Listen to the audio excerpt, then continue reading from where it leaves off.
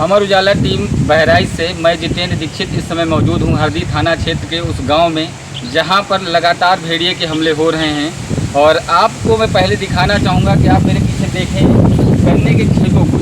इन गन्नों की ऊंचाई देखिए, ये गन्ने के खेत कितनी ऊंचाई। इन्हीं गन्ने के खेतों में कहीं न कहीं भेड़िए पूरे परिवार के साथ छुप कर रहते हैं और रात का अंधेरा देखकर वो गन्ने के खेतों से बाहर निकलते हैं और घर के आंगन में या बरामदे में सो रहे ग्रामीणों पर हमला करते हैं। हरदी थाना क्षेत्र के लगभग 32 गांवों में इस समय भेड़िए का आतंक व्याप्त है। भेड़िया पिछले 1.5 माह के भीतर 6 लोगों को मौत के घाट उतार चुका है और 22 लोगों को घायल कर चुका है। अगर हम कल रात की बात करें तो कुम्हारनपुरवा निवासी रीता देवी अपने घर में सो रही थी। इसी दौरान भेड़िया उनके घर में दस्तक देता है और उनकी गर्दन दबोच लेता है। गर्दन दबोचते ही जब रीता देवी ने शोर मचाना शुरू किया तो घर के अंदर पड़ रहा उनका बेटा अमृतलाल दौड़ा। बेटे को आता देख भेड़िए ने फिर भी रीता देवी को नहीं छोड़ा, जिसके बाद बेटे ने शोर मचाते हुए लाठी से उसके ऊपर हमला कर दिया, जिसके बाद भेड़िया गंभीर हालत में उन्हें छोड़कर भाग गया। परिजन रीता देवी को लेकर सीएससी महसी पहुंचे, लेकिन तब तक देर हो चुकी थी। डॉक्टरों ने रीता देवी को मृत घोषित कर दिया। यही नहीं, भेड़िए ने वहीं बगल के पड़ोस गांव जो खैरीघाट थाना क्षेत्र में आता है लोनियनपुरवा, वहां रह रही काजल पर भी हमला किया। सुबह 5 बजे के समय काजल पर हमला किया उसने।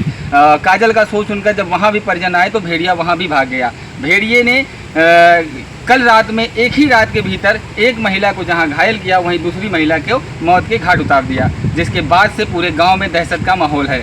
आपको मैं प्रशासन की अगर तैयारियों की बात करूं तो पूरा जिला प्रशासन और साथ ही साथ आसपास की मंडलीय वन टीमें भी इसमें लगी हुई हैं। कल रात में डीएम मोनिका रानी और एसपी बृंदा शुक्ला ने भी मौके का निरीक्षण किया था। यहीं अगर हम बात करें विधायक की तो लगातार जारी हमलों के बीच में विधायक महसी सुरेश्वर सिंह लगातार भेड़िया प्रभावित गाँव में पहुँच रहे हैं और लोगों के साथ काम ही नहीं कर रहे हैं, बल्कि उन स्थानों पर भी जा रहे हैं जहाँ से भेड़िया के आने की बातें कही जा रही हैं। अगर कल रात की बात करें तो जैसे ही भेड़िए के हमले की जानकारी मिली, विधायक सुरेश्वर सिंह अपनी पूरी टीम के साथ पहले तो सीएससी पहुंचे, जहां उन्होंने रीता देवी के परिजनों से बात की, उन्हें ढांढस बंधवाया और साथ ही उन्होंने उस स्थान का भी निरीक्षण किया जहां पर रीता देवी लेटी हुई थी। उन्होंने इस दौरान एक और अच्छी चीज़ देखने को मिली कि विधायक के हाथ में भी बंदूक दिखी, जिससे ये पता चलता है कि कहीं न कहीं विधायक अपने ग्रामीणों के प्रति कितना सचेत हैं। और इस दौरान विधायक ने अधिकारियों से भी जानकारी ली। उन्होंने अधिकारियों से पूरे उनको भेड़िए को पकड़ने की जितनी भी कार्रवाइयाँ चल रही हैं उसके बारे में जानकारी ली और सभी तथ्यों को उन्होंने निहारा। लेकिन अगर मैं 2 दिन पहले की बात करूं तो विधायक ने लगातार जारी भेड़िए के हमलों के बीच में एक आशंका भी जाहिर की कि कहीं ऐसा तो नहीं कोई अराजक तत्व या शरारती तत्व माहौल ख़राब करने के लिए भेड़िए के नाम पे साजिशन कुछ घटनाएं कारित कर रहा है। आपको बता दूं कि बीते बुधवार को एक बालिका जो 5 वर्षीय है खुशबू, उसकी मौत हुई थी। उसका शव गन्ने के खेत में पड़ा मिला था। बालिका के दोनों हाथ और दोनों पैर गायब थे। उस घटना के बाद ये कहा जा रहा था कि हाँ, भेड़िए के हमले में इसकी मौत हुई है। लेकिन अगर मैं बात करूं विधायक की तो विधायक ने उस घटना को कहीं न कहीं आशंका की दृष्टि से देखा है और उन्होंने उसमें कई सवाल उठाए हैं। विधायक महसी सुरेश्वर सिंह ने पुलिस पर भी कई गंभीर आरोप लगाए हैं। विधायक के बयान की अगर माने तो उनका कहना है कि उन्होंने जब एसपी ग्रामीण डॉक्टर पवित्र मोहन त्रिपाठी से खुशबू पर हमले के बाद सूचना मांगी तो उन्होंने बताया कि मौके पर उनके इंस्पेक्टर गए हैं। लेकिन जब विधायक ने इंस्पेक्टर से सूचना मांगी तो इंस्पेक्टर ने बताया कि मौके पर चौकी प्रभारी गए हैं। वहीं लेकिन जब इंस्पेक्टर से उन्होंने चौकी प्रभारी से बात करवाने की बात कही तो चौकी प्रभारी भी इस बात से मुकर गए।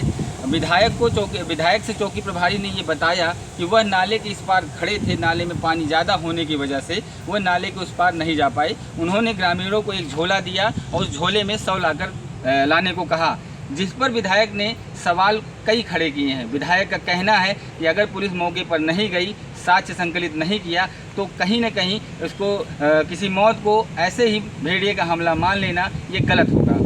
विधायक के बयान की अगर माने तो कहीं न कहीं खुशबू की मौत सवालों के घेरे में थी। खुशबू के दोनों हाथ और दोनों पैर गायब थे, लेकिन कहीं न कहीं वो किसी जानवर के हमले की आशंका की ओर इशारा नहीं कर रहा था। लेकिन पुलिस मौके पर नहीं गई, साक्ष्य संकलित नहीं किए। वहीं विधायक ने यह भी बताया कि जब मुख्य वन संरक्षक लखनऊ रेणु सिंह मौके पर आई थी तो उन्होंने भी इस घटना को देखकर कहीं ना कहीं सवाल खड़े किए थे। रेणु सिंह ने भी ये कहा था कि ये जो हमला है खुशबू वाला, ये अन्य घटनाओं से अलग है। हरदी थाना क्षेत्र के 32 से अधिक गांवों में भेड़िए के आतंक के बीच एक वीडियो भी सोशल मीडिया पर तेज़ी से वायरल हो रहा है, जिसे वन विभाग के ड्रोन का वीडियो बताया जा रहा है। इस वीडियो में 4 भेड़िए चहलकदमी करते देखे जा रहे हैं। वो एक कतारबद्ध लाइन से गन्ने के खेतों के पास घूमते नजर आ रहे हैं, जिसके बाद क्षेत्र में एक दहशत का माहौल बन गया है। लोगों का कहना है कि 3 भेड़ियों को वन विभाग ने पकड़ा है, लेकिन अभी आधा दर्जन से अधिक भेड़िए हैं जो खुलेआम घूम रहे हैं और लोगों पर लगातार हमले कर रहे हैं। मैं आपको एक बार फिर अपने साथी से कहूँगा कि आपको दिखाएं, इन गन्नों की लंबाई दिखाएं, ऊंचाई दिखाएं और इनकी ये कितने घने हैं ये भी आपको दिखाएं, और ये झाड़ियाँ आसपास दिखाएं कि यहाँ अगर रात में भेड़िए छिपे हों तो उसे नहीं देखा जा सकता है। हालांकि वन विभाग और राजस्व टीम समेत पूरा जिला प्रशासन ड्रोन कैमरे, ट्रैपिंग कैमरे और जाल और पिंजड़े, इन सब की मदद से भेड़ियों को पकड़ने में लगा हुआ है, लेकिन अभी तक मात्र 3 भेड़ियों को पकड़ने में ही सफलता उन्हें मिली है। अगर आप ये वीडियो YouTube पर देख रहे हैं तो हमारे चैनल को सब्सक्राइब करें और बेल आइकन को दबाना ना भूलें। अगर आप Facebook पर ये वीडियो देख रहे हैं तो हमारे पेज को लाइक करें।